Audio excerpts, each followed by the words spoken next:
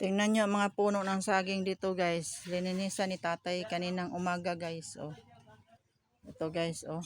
Mga puno ng saging. Wala nang mga patay na dahon guys. Oh.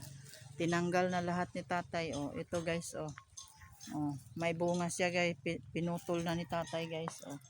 Tingnan nyo guys. Ang mga saging dito malinis na guys.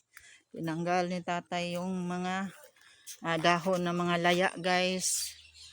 Para mas madali lang ang paglaki ng saging at mamunga agad at hindi atakihin ng mga sakit ng saging guys. Oh. Tingnan nyo guys ang mga saging guys. Oh. Kita nyo guys. Wala nang mga patay na dahon dito guys. Oh. Nandito guys. Oh.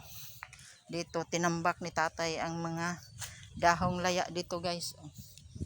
Kaya guys kung nakarelate kayo nito guys, yung saging ng mga malinis ang puno, tinanggal na mga patay na dahon, like, share, comment, follow, subscribe guys. Thank you guys.